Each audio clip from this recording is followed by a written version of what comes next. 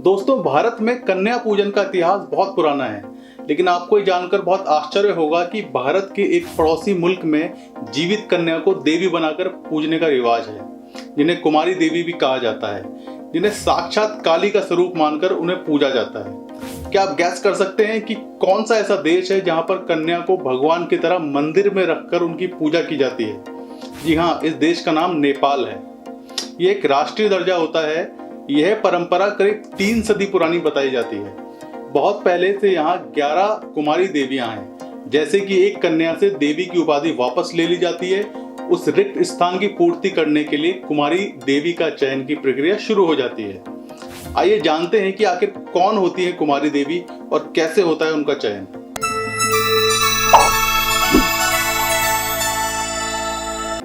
नेपाल की कुमारी देवी का चयन के लिए जन्म कुंडली में मौजूद ग्रह नक्षत्र भी बड़ी भूमिका निभाते हैं। माना जाता है कि कुमारी देवी में 32 गुणों का होना अनिवार्य होता है।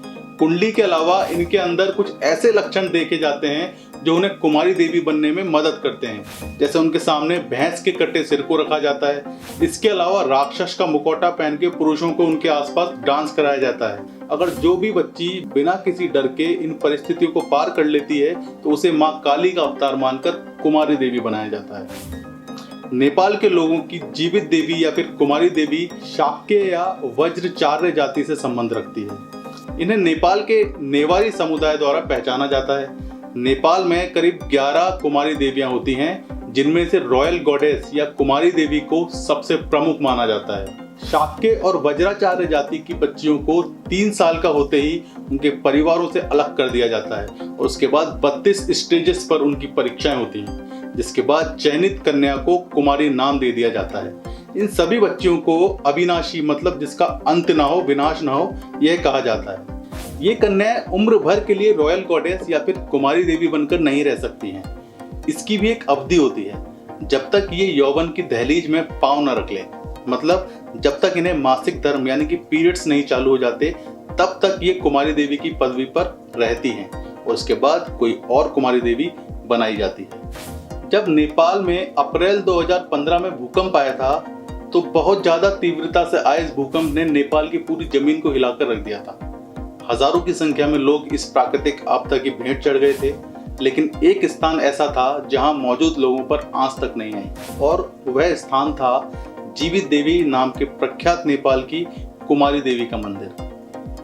नेपाल के लोगों का मानना है कि ये जीवित देवियां आपदा में उनकी रक्षा करती हैं। इस मान्यता की शुरुआत 17वीं शताब्दी के शुरुआत में हो गई थी।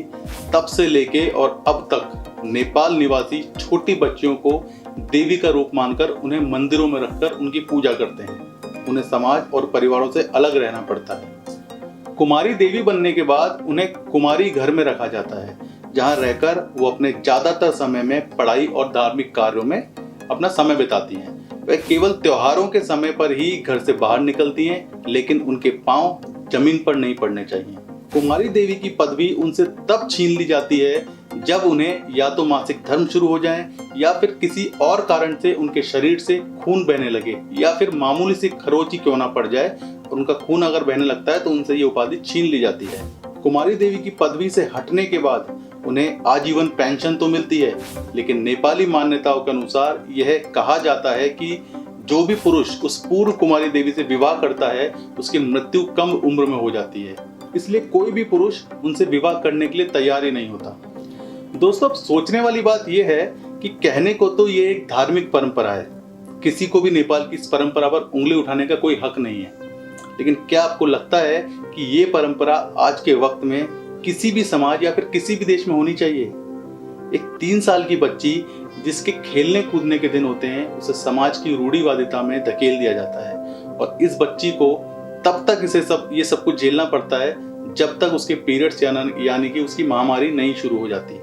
आगे का जीवन इसलिए बद से बदतर हो जाता है क्योंकि उससे कोई भी यह कहकर शादी नहीं करता है, शादी करने वाला पुरुष जल्दी ही मर जाएगा।